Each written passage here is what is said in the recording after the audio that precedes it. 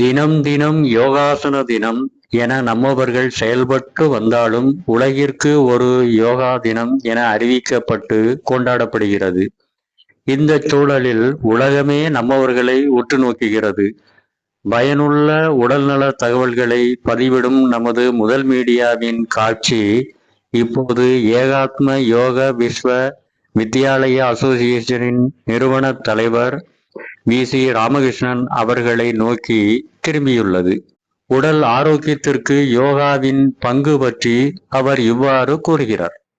நம்ம யோகாசனத்தின் மூலமாக தீர்வு காணப்படாத பல நோய்களுக்கு இதில் தீர்வு காணப்படும் முடியும் அப்படின்னு சொல்கிறாங்களே, உண்மையிலே எல்லா நோய்களுக்கும் இதில் குணம் கிடைக்குமா? அது உண்மைதானா? சொல்லுங்களேன். முதல் மீடியா தொடர்புடைய அனைவருக்கும் என்னுடைய அன்பு வணக்கங்கள். யோகாசனம் மூலமாக எல்லா வியாதிகளுக்கும் தீர்வு உண்டு. அது முறையாக படித்து பயிற்சி செய்து உணவு மாற்றங்கள் செய்தால் நிச்சயமாக அதனுடைய பலன்கள் உண்டு என்பதை மகிழ்ச்சியோடு தெரிவித்துக் கொள்கிறேன். இப்போ அதிகமாக காணப்படுகின்ற குறைபாடுகளாக சுகரு, பிரஷர்லாம் இப்போ உண்டு. இதுகளை நிரந்தரமாகவே குணப்படுத்த முடியாது அப்படின்னு சொல்லிக்கிட்டு இருக்கிறாங்க. ஆனால் நீங்கள் எல்லாத்தையுமே யோகா மூலமாக குணப்படுத்த முடியும்னு சொல்லும்போது அது முடியுமா? நடந்திருக்கா? நீங்கள் நடத்தியிருக்கீங்களா? அது குறித்து சொல்லுங்க. இது ஒரு நல்ல கேள்வி. என்னிடம் ஒரு குறைந்தது ஒரு 100-200க்கு மேலே பயிற்சி பெற்றிருக்காங்க. நான் சொல்வது குறைந்தது இரத்த அழுத்தம், சர்க்கரை வியாதி சம்பந்தப்பட்டவர்களுக்கு. மற்றபடி சாதாரணமாக யோகாசனம் செய்பவர்களும் நிறையாக உண்டு. இரத்த அழுத்தம், சர்க்கரை வியாதி என்பது அது ஒரு வியாதி அல்ல, அது ஒரு குறைபாடு. அந்த குறைபாடுகளை சரிபடுவதற்கு யோகாசனத்தில் நிறைய தீர்வுகள் உண்டு. உடல் உள்ள அந்த குறைபாடுகளை சரி பண்ணுவதற்கு உணவு மாற்றம், பயிற்சி முறைகள் செய்தால் நிரந்தரமாக தீர்வு ஏற்படுத்துவதற்கு வாய்ப்பு இருக்கிறது. உங்கள்கிட்ட குணம் அடைஞ்சிருக்கிறாங்க, சுகர் பிரஷருக்கு நிரந்தரமா தீர்வு காணப்பட்டிருக்கீங்க இல்லையா? நிச்சயமாக நிறைய பேர் ஆயிருக்காங்க. சுமார் எவ்வளவு பேர்? ஒரு 50 பேர், 50 பேருக்கு மேலாகவே இருக்கும். ஓ, சரி சரி சரி. எவ்வளவு காலமாக அந்த பயிற்சி நடத்திக்கிட்டு இருக்கிறீங்க? ஒரு 25 வருடமாக இந்த பயிற்சியிலே நான் தீவிரமாக இருக்கிறேன். நிறைய பயிற்சி முறைகள் நிறைய பேருக்கு நான் சொல்லி கொடுத்துக்கிட்டு இருக்கிறேன். நிறைய வியாதிகளுக்கு தீர்வும் கொடுத்திருக்கிறேன்.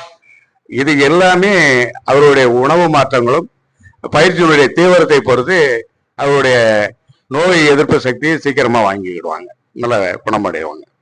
பயிற்சியின் தீவிரம் அப்படின்னு சொன்னீங்கன்னா அது தீவிரம்னு சொல்றது எதை குறிப்பிடுறீங்க?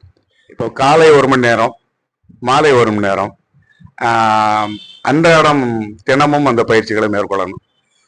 சில பேர் இந்த பயிற்சி முறைகளுக்கு அவங்களுக்கு கொஞ்சம் அந்த மாற்றம் ஏற்பட்டது அப்படின்னா அவங்க எனக்கு மாறிட்டது அப்படிங்கிறதுனால இந்த பயிற்சிகளை விட்டுருவாங்க. ஸோ காலை எழுந்த உடனே நம்ம எல்லாருமே என்ன பண்ணுவோம்னா பல் தேய்க்கிறோம், காலை கடன்களை முழிக்கிறோம், குளிக்கிறோம். இது அன்றாட கடன்களாக நம்ம நினைக்கிறோம், காலை கடன் அப்படின்னு சொல்லி. அதுக்கப்புறம் நம்ம சாப்பிட்றோம். ஒரு சில பேர் பயிற்சி முறைகள் நடக்கிறாங்க, நடத்தல், அதாவது வாக்கிங் போகிறது அப்படிங்கிறாங்க. சில பேர் ஓடுறாங்க, சில பேர் ஜிம் ஒர்க் அவுட் போகிறாங்க. இது அவங்களுடைய அன்றாட பயிற்சிகளில் சேர்த்துக்கிறாங்க. ஆனால் எப்படி காலை கடன்கள்னு சொல்லி காலை கடன்களை வச்சுருக்காங்களோ அதே மாதிரி அவங்க யோகா பண்ணுறதையும் யோகாசனம் செய்கிறதையும் அதோடு சேர்ந்த மூச்சு பயிற்சிகள் செய்வதையும் காலை கடன்களாக எப்போது சேர்க்கிறார்களோ அது தீவிர பயிற்சி முறைகள் என்று நாங்கள் சொல்லுகிறோம். நீங்கள் சொல்லும்போது எனக்கு ஒரு சந்தேகம் தோணுதியா? அதாவது இந்த பயிற்சியை தினமும் செய்து வரணும் அப்படின்னு சொல்லும்போது சுகரோ பிரஷரோ மற்ற குறைபாடுகளுக்கு கூட மற்ற மருத்துவத்தில் கூட நவீன மருத்துவத்திலையும் கூட இதை வாழ்க்கை முழுசுமே நீங்கள் செஞ்சு வரணும்னு சொல்கிறாங்க. அவங்களும் வாழ்க்கை முழுசும் செய்யணும்னு சொல்கிறாங்க. இந்த முறையிலையும் கூட வாழ்க்கை முழுசும் செய்யணும்னு சொல்லும்போது ரெண்டும் ஒண்ணுதானோன்னு தோணுது. உண்மையில ஒண்ணுதானா இல்லை வேறையா? இல்லை, மருத்துவம் என்றாலே அந்த மருத்துவத்தில் கழிவுகள் என்று ஒன்று உண்டு. எந்த மருந்து நீங்க சாப்பிட்டாலும் அந்த மருந்துல கழிவுகள் ஒன்று உண்டு. அது உடம்பு அது தேக்கமாக மாறிவிடும்.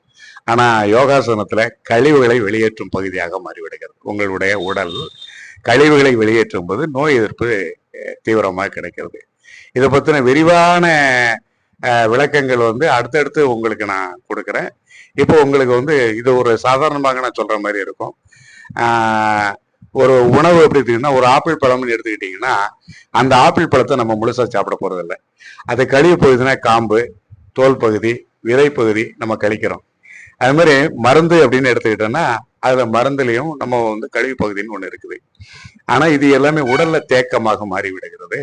நம்ம யோகாசனம் செய்யும் போது அந்த உணவு, அந்த மருந்து, அந்த தேக்கத்திலிருந்து அந்த தேக்கத்தை வெளியேற்றும் போது நம்முடைய உடல் ஆரோக்கியம் அடைகிறது என்பதை உங்களுக்கு அன்போடு தெரிவித்துக் கொள்கிறேன்.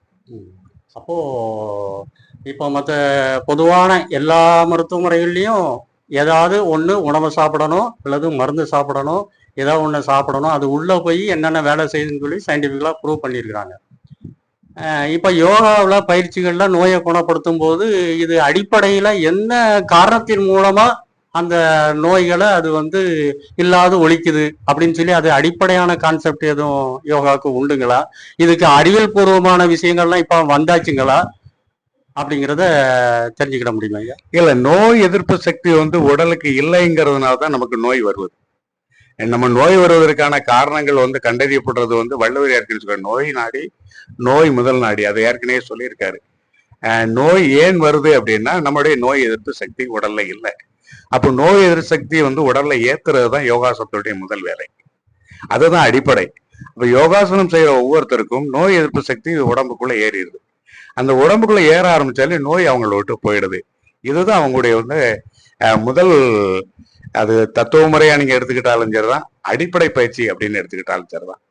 அந்த அடிப்படை பயிற்சிகள் வந்துட்ட அப்படின்னா உங்களுடைய உடல் வந்து சீரடைஞ்சிடும்.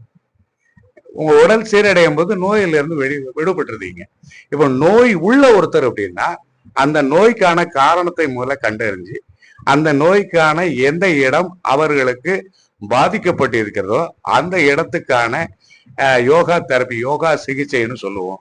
அந்த இடத்துக்கான சக்தி ஊட்டல் அப்படிங்கிற பயிற்சிகளை நம்ம கொடுத்துட்டோம், அதுக்கு உண்டான உணவு முறைகளை கொடுத்துட்டோம்னா அவங்க நோயிலிருந்து ஈஸியா விடுபட்டு அழகா வெளியில வந்துருவாங்க. இது ஒரு பெரிய கடினமான விஷயம் இல்லை, எளிமையான விஷயம். ஆனா முதல் விஷயம் என்னன்னா, நமக்கு நோய் வந்துருது அப்படின்னு சொல்றதே, எனக்கு நோய் வந்துட்டுன்னு சொல்கின்ற மனோநையிலிருந்து முதல்ல நம்ம விடுபடுறது. அது காலம்புறம் நம்ம மருந்து சாப்பிடணுமா, நம்ம மருந்து சாப்பிட்டுட்டே தான் நம்ம வாழ்க்கையை கொண்டு போகணுமாங்கிற அடுத்த மனோநிலையில நம்ம பாதிக்கப்பட்டதுனால காலம்புறம் மருந்து சாப்பிட்றோம். முதல்ல நோய் வந்துட்டு அப்படின்னா, முதல்ல நாங்க ஏற்கனவே சொல்லிக்கிறோம், நோய் நாடி நோய் முதல் நாடின்னு சொல்லி ஆரம்பத்திலே வள்ளுவர் சொல்லிக்கிறோம். நோய் ஏன் வந்ததுன்னு அதை நீங்க கண்டுபிடிச்சிட்டீங்கன்னா அந்த நோயிலிருந்து நீங்க வெளியே வர்றதுக்கு உண்டான அனைத்து உபகரணங்களும், அனைத்து வேலைகளும், அனைத்து வசதிகளும் யோகாசனத்துல இருக்கு. இந்த யோகாசனம்னா வெறும் யோகாசனம் இல்லை, யோகாசனம் இருக்கு, மூச்சு பயிற்சிகள் இருக்கு, அதுல முத்திரைகள் இருக்கு, இது பலவாறு இருக்கு. இந்த பலவாறு விஷயங்களை அதுக்குள்ள நீங்க செய்ய செய்ய உங்களுடைய உடல் அதுல இருந்து ஈஸியாக எதிர்ப்பு சக்தி கூடி ஒரு சராசரியான மனித வாழ்க்கையை தாண்டி மேம்பட்டு உங்களுடைய வாழ்க்கை ஆரோக்கியம் அடையும் என்பதை இதன் மூலமா உங்களுக்கு நான் தெரியப்படுத்தி கொடுக்கிறேன். அப்படிங்கும்போது நீங்க சொல்ற பார்க்கும்போது ஒரு மனரீதியான மாற்றம் வந்து நோயாளிக்கு அவசியம், நிச்சயமாக அப்படின்னு சொல்றீங்க. நிச்சயமாக. அப்போ மனரீதியான மாற்றம் வேணுங்கிறத செயல்படுத்தக்கூடிய திறன் வந்து இந்த யோகாசனத்துக்கும் இருக்குது, அப்படிதானா? யோகாசனம் செய்யறவங்களுக்கு முதல்ல மனோ வலிமை கூடிவிடும். மனோ வலிமை கூடிட்டு அப்படின்னா எவ்வளவு பெரிய வியாதியாக இருந்தாலும் அவர்கள் அதுல இருந்து விடுபட்டுருவாங்க. உடல் வலிமை இரண்டாவது அதிகரிக்கும். மனோ வலிமை உடல் வலிமை அதிகரிக்கும் போது அங்கே உயிர் வசிக்கும். இதுதான் யோகாசனத்தினுடைய மிகப்பெரிய ரகசியம். இதை இங்க யாருமே சொல்லி கொடுக்கல, அதை முறையா சொல்லி கொடுக்கல.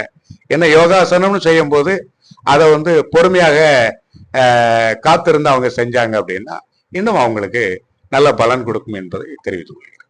அப்போ அதோட சொன்னீங்க எதிர்ப்பு சக்திக்கும் இது ஒரு முக்கிய காரணமா, எதிர்ப்பு சக்தியை உண்டு பண்ற திறனும் இதுக்கு யோகாசனம் செய்யும் போது உங்க உடல் எதிர்ப்பு சக்தியை அது தானே தயாரித்துக் கொள்கிறது. எந்த மருந்தும் இன்றி உங்க உடலே தயாரித்துக் கொள்கிறது என்பதை முதல்ல தெரிஞ்சுக்கிடுங்க. நீங்க மாத்திரை இல்லை, மருந்து இல்லை, உங்களுடைய உடல் நோய் எதிர்ப்பு சக்தியை தயாரிக்கிறதுக்கு யோகா வேலை செய்யுது. உங்களுடைய உள் உறுப்புகளான நாளமில்லா சுரப்பிகள் அப்படின்னு சொல்லுவோம், அந்த நாளமில்லா சுரப்பிகள் உங்களுடைய சுரப்பு எதிர்ப்பு சக்தியை கூட்டும் போது ஆட்டோமேட்டிக்கா நீங்க நோயற்ற வாழ்க்கைக்கு உள்ள நுழைஞ்சிருந்தீங்க. அந்த சர்க்கிள் உள்ள போயாச்சுன்னா நீண்ட நாள் உயிர் வாழ முடியும் என்பதை தெரிவித்துக் கொள்கிறேன். ஓ, இதுதான் அடிப்படையா அந்த யோகாக்கு காரணமா அடிப்படை இருக்குன்னு பயிற்சி, சொல்றோம். அடிப்படை பயிற்சி. இப்போ இதெல்லாம் வந்து பரவலா மக்கள்கிட்ட வந்து அது ஒரு விழிப்புணர்வு கூடி இருக்குதா, கூடிக்கிட்டு வருதா? இன்னும் உலக அளவுல வந்து இதற்கான தினம்லாம் கொண்டாடப்படுற இந்த நேரத்துல இது எந்த அளவுக்கு வளர்ச்சி இருக்குது, மக்கள்கிட்ட பரவலா இருக்குது? அது சரியான முறையில போறாங்களா, இல்ல கமர்ஷியலாவே இப்ப நிறைய போயிடுறாங்களே, அப்போ அதனால எதுவும் தவறுகள் நடக்கிறதுக்கு வாய்ப்பு இருக்குதா? அதாவது சரியான முறையில யோகா பயிற்சி கொடுக்காதனால, அல்லது இவங்க சரியா புரிஞ்சுக்கிட்டு அதை பண்ணாதனால இதனால உடலுக்கு பாதிப்பு வர்றது உண்டா? இல்ல, யோகாசனம் எப்படி செஞ்சாலும் பாதிப்பு வர போறது இல்லை. அது யார் சொல்லி கொடுத்தாலுமே அவங்க செஞ்சாலும் அது பாதிக்காது. அதுல 100%. ஆனா எந்த வியாதிக்கு எதுன்னு தேர்ந்தெடுத்து அந்த தேர்ந்தெடுத்த யோகா ஆசிரியர் அல்லது யோகா நிபுணர் அவர்கள் வந்து அதை பயிற்சி சரியா கொடுத்தாங்கன்னா அது சீராக போய் சேரும். இப்ப இந்த வியாதிக்கு இதுதான் அப்படின்னு அவங்களுக்கு தெரியும், அவங்க முறையா கற்றவங்களுக்கு தெரியும். இன்னொரு கேள்வி கேட்டிருந்தீங்க, இது முன்னாடி இருக்கிறத விட இப்போ வளர்ச்சி அடைஞ்சிருக்கா, இது எந்த அளவுக்கு கூடி இருக்குது அப்படின்னு கேட்டீங்க. 80, 70, 80, 90 இந்த காலகட்டத்திலிருந்து இப்போ வந்து 193 நாடுகள் எனக்கு தெரிந்து வந்து உலக யோகா தினம் கொண்டாடிக்கிட்டு இருக்கு. அதில் 47 முஸ்லீம் நாடுகள் என்பது நான் படித்த ஒன்று. இது யோகாசனத்தினுடைய பங்கீடு வந்து இது மிக முக்கியமா உலகம் முழுக்க வந்து தெரிந்து இதை கொண்டு வந்துகிட்டு இருக்காங்க. இன்னும் இதை முறைப்படுத்தி மக்களிடையே கொண்டு போய் சேர்க்கணுங்கிறது எங்களை மாதிரி ஆட்களுடைய கருத்து. இன்னும் நிறைய போய் சேரணும். இன்னும் இதனுடைய காலம் காணாது என்பது எங்களுக்கு சொல்லிக்கொள்ளக்கூடிய முக்கியமான கடமையில ஒன்று. நல்ல எண்ணத்தோடு நல்ல செய்திகளையும் புதிய தகவல்களையும் கூறிய தங்களுக்கு முதல் மீடியாவின் சார்பாக நன்றியும் வாழ்த்துக்களையும் தெரிவிக்கிறேன். அனைவருக்கும் நீண்ட ஆயுளும் ஆரோக்கியம் பெறுவதற்காக எங்களுடைய நல்வாழ்த்துக்களோடு முதல் மீடியா நகர்களுக்கும் வாழ்த்துக்கள் சொல்லி விடைபெறுகிறேன். நன்றி, வணக்கம். முறையாக கடைபிடிக்க வேண்டியவற்றை பின்பற்றி யோகா செய்து வருபவர்களுக்கு நீரிழிவு, இரத்த அழுத்தம் உள்ளிட்ட பல்வேறு பிரச்சனைகளிலிருந்தும் நிரந்தர விடுதலை பெற வழியுண்டு என்று கூறினார். அத்துடன் மன மாறுதல்களை அடையவும் வழிபிறக்கும். இவற்றை உட்கொண்டு தங்களுக்கு எழும் கூடுதல் கேள்விகளை இங்கே தெரிவியுங்கள். அதற்கான விளக்கங்களோடும் மேலும் புதிய தகவல்களோடும் அடுத்த ஒரு பதிவில் சந்திக்கிறோம். அதுவரை நன்றி.